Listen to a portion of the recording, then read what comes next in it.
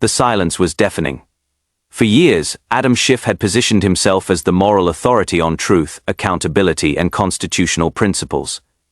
He had lectured Republicans, prosecuted investigations, and built his entire political brand on being the man who holds others accountable for their lies. But when Attorney General nominee Pam Bondi calmly reminded him of his own record of deception during the 6th of January committee, that carefully constructed image crumbled in real time. This wasn't just another confirmation hearing exchange. This was the moment America watched a career politician's credibility evaporate when confronted with his own documented dishonesty by someone who actually knows how real investigations work. And the Democratic meltdown that followed revealed just how terrified they are facing qualified nominees who refuse to be intimidated by their sanctimonious theater. But what made this moment truly devastating wasn't just Schiff's visible discomfort. It was how perfectly it exposed the fundamental hypocrisy at the heart of Democratic strategy, demanding accountability from others while exempting themselves from the same standards. When faced with a prosecutor who actually understands the difference between investigation and persecution, their entire playbook collapsed. Adam Schiff walked into that confirmation hearing with his usual air of moral superiority, ready to deliver another lecture about constitutional principles and democratic norms. The California representative had spent months preparing what he thought would be a masterful takedown of Trump's Attorney General nominee, armed with righteous indignation about oversight and accountability. His opening gambit was predictable: position himself as the defender of congressional oversight, claim that asking questions is a sacred constitutional duty, and paint any pushback from Bondi as contempt for democracy itself. It was the same playbook he had used for years, the same moral posturing that had made him a hero to the resistance movement. These questions deserve answers, Schiff declared with the theatrical gravity he had perfected during his years as the face of anti-Trump investigations. If members of this committee can't ask serious questions and get serious answers, we can't do oversight. But Pam Bondi had been watching Adam Schiff for years. She had studied his methods, analyzed his investigations, and understood exactly what he was trying to do. While Schiff postured about constitutional principles, she was preparing to remind him about his own relationship with truth and accountability. The moment of reckoning came when Schiff demanded answers about law enforcement operations, wrapping his questions in language about legitimate oversight and constitutional duty. He spoke with the moral authority of someone who had never compromised his principles, never bent the truth for political gain, never weaponized his position for partisan advantage. That is when Bondi delivered the reminder that changed everything. "Congressman Schiff," she began with the calm professionalism of someone who had spent decades in actual courtrooms rather than congressional hearing rooms. "Before we discuss standards for truthfulness and accountability, perhaps we should address your own record on these issues." The effect was immediate. Schiff's confident demeanor faltered. His rehearsed talking points suddenly seemed inadequate. For the first time in years, he found himself on the defensive instead of the offensive. But Bondi wasn't finished reminding him about accountability. "Your service on the 6th of January committee," she continued with surgical precision, "involved numerous claims that subsequent evidence has proven to be false or misleading. Claims about evidence you never possessed. Claims about testimonies that never occurred. Claims about investigations that never happened." The room went silent. Every camera was focused on Schiff's face as he processed what was happening. The man who had spent years demanding accountability from others was being held accountable for his own documented deceptions, and he clearly hadn't prepared for this moment. "For example," Bondi continued, her voice never losing its professional calm, "your committee's claims about deleted Secret Service text messages that were later found to exist. Your assertions about witness cooperation that contradicted the witness's own statements. Your characterizations of evidence that investigating committees later found to be inaccurate." Each example hit like a precision strike. These weren't partisan talking points or political accusations. These were documented facts about Schiff's own conduct, delivered by someone with the prosecutorial expertise to present them clearly and devastatingly. But what made this exchange truly career-defining for Schiff wasn't just the specific examples of his dishonesty. It was how thoroughly it exposed the hollowness of his entire political persona.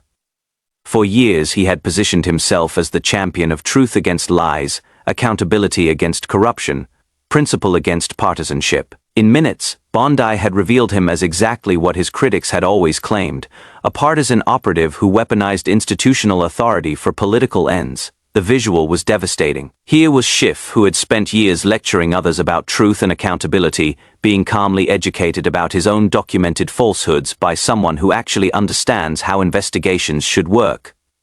The contrast between his theatrical outrage and her professional competence couldn't have been more stark. Schiff tried to recover, falling back on his usual tactics of institutional reverence and constitutional sanctity, but it was too late. Once Bondi had established the factual record of his deceptions, every word he spoke about truth and accountability sounded hollow, hypocritical, and desperate. "Congressman," Bondi said with the kind of professional courtesy that somehow made the humiliation complete, "if we're going to have a discussion about standards for truthfulness in government service, we should probably start with acknowledging the importance of those standards for everyone, including members of Congress." The phrase "including members of Congress" landed like a knockout punch. In 4 words, Bondi had destroyed Schiff's claim to moral authority and exposed the double standard that had protected him for years. What happened next revealed the true scope of Democratic panic. As news of Schiff's humiliation spread through the hearing room and beyond, Democratic senators who had planned to pile on with their own attacks suddenly found themselves reconsidering their strategies. If Schiff Fay, their supposed truth-telling hero, their accountability champion Fay, could be demolished this easily with his own record, what would happen to the rest of them? The viral moment came when Bondi addressed the broader issue of accountability in government. Instead of accepting Schiff's framing about congressional oversight, she reframed the entire discussion around the importance of honesty and integrity in public service. "The American people deserve public servants who tell the truth," she said with the moral clarity that had made her a respected prosecutor. "They deserve investigations that seek facts rather than predetermined conclusions. They deserve accountability that applies equally to everyone, not just political opponents." Each statement was a direct rebuke to Schiff's conduct during his years of anti-Trump investigations. Without mentioning specific cases, she had perfectly captured why so many Americans had lost faith in institutions, because people like Schiff had weaponized them for partisan purposes. But perhaps the most damaging aspect of this exchange for Schiff was how it exposed his fundamental misunderstanding of accountability. He had always seen accountability as something that applied to his political enemies, never something that applied to himself. When confronted with someone who understood that accountability must be universal to be meaningful, his entire worldview collapsed. The aftermath was swift and merciless. Within hours, clips of Schiff's humiliation were spreading across social media. Conservative influencers created compilation videos showing his confident opening statements followed by his obvious discomfort when confronted with his own record. The hashtag number SchiffReminded began trending as Americans shared their own experiences with hypocritical authority figures. But more damaging than the social media mockery was what the exchange revealed about Democratic strategy. For years, they had relied on moral authority and institutional reverence to attack Republican nominees. They positioned themselves as the defenders of truth, accountability, and constitutional principles, assuming that their own records would never be scrutinized with the same intensity. Pam Bondi had just shattered that assumption. She had demonstrated that qualified Republican nominees don't have to accept Democratic moral posturing or institutional lectures. They can fight back with facts, hold Democrats accountable for their own conduct, and expose the hypocrisy that underlies so much of their political theater. The panic in Democratic circles was immediate and obvious. If Schiff Fay, their most prominent truth-teller, their accountability champion, their institutional defender Fay, could be demolished with his own record, how could they protect other Democrats with similar vulnerabilities? The realization was devastating. They had been winning confirmation battles by claiming moral authority they had never actually possessed. Legal professionals watching the exchange noted something significant: the difference between how a real prosecutor handles accountability versus how a politician handles it. While Schiff approached the issue as a weapon to be wielded against opponents, Bondi approached it as a principle that applies equally to everyone. The contrast was instructive and damaging. Former prosecutors from both parties praised Bondi's handling of what could have been a difficult moment. She had remained calm under attack, used facts rather than rhetoric, and demonstrated the kind of professional competence that Americans want in their law enforcement leaders. Meanwhile, Schiff had demonstrated exactly why so many Americans distrust career politicians. They demand accountability from others while exempting themselves.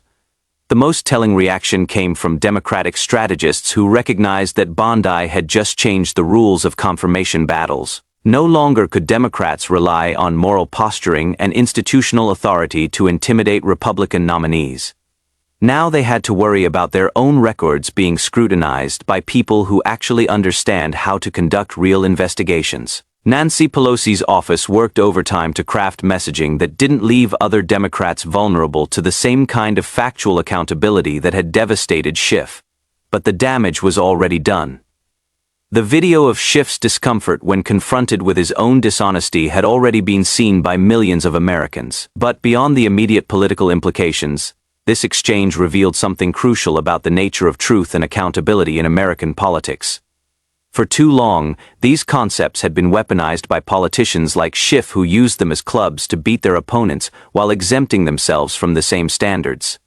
Bondi's approach was different. She treated accountability as a universal principle, not a partisan weapon. She demanded the same standards from everyone, including members of Congress who had grown accustomed to lecturing others while avoiding scrutiny themselves. And in doing so, she reminded Americans what real accountability looks like. The visual contrast couldn't have been more powerful or more instructive. On one side, a career politician whose moral authority crumbled when confronted with his own documented dishonesty. On the other, a professional prosecutor who understood that accountability must be earned through consistent conduct, not claimed through theatrical speeches. This wasn't just about Adam Schiff's personal credibility, though that was certainly destroyed. It was about the broader question of whether American institutions can be trusted when they're run by people who apply different standards to themselves than they apply to others. Bondi's reminder about Schiff's the 6th of January deceptions was really a reminder about why so many Americans have lost faith in their government. The lesson for American voters was crystal clear. Do you want leaders who demand accountability from others while exempting themselves? Or do you want leaders who apply the same standards to everyone? Do you want politicians who weaponize truth for partisan advantage? Or do you want professionals who seek truth regardless of political consequences? Pam Bondi represented the latter approach. Her calm dismantling of Schiff's moral posturing wasn't just a confirmation hearing victory, it was a demonstration of what happens when real professionals confront political theater. Truth wins, accountability becomes universal, and hypocrites get exposed. The Democrats' meltdown following this exchange revealed just how dependent they had become on moral authority they had never actually earned. For years, they had positioned themselves as the arbiters of truth and accountability, assuming that their own conduct would never be scrutinized with the same intensity they brought to Republican targets. But in the age of information, that assumption was always going to be tested. And when it was tested by someone with Bondi's professional competence and factual precision, it collapsed completely. The emperor had no clothes, and everyone could see it. Adam Schiff's humiliation was complete and public. The man who had built his career on holding others accountable for their lies had been held accountable for his own. And the American people had witnessed what happens when politicians face real accountability instead of political theater. The lasting impact of this moment extended far beyond just one confirmation hearing. It established a new standard for how Republican nominees should respond to Democratic attacks, not with defensive explanations or apologetic clarifications, but with factual reminders about Democratic hypocrisy and documented dishonesty. For Adam Schiff, this was more than just a bad day at the office. It was the moment his carefully constructed image as a truth teller and accountability champion was destroyed by someone who actually understands what those concepts mean. And for Democrats more broadly, it was a warning that the era of unquestioned moral authority was over. The choice for American voters had never been clearer. Politicians who demand accountability from others while exempting themselves, or professionals who apply the same standards to everyone, thanks to moments like this one. That choice was no longer abstract.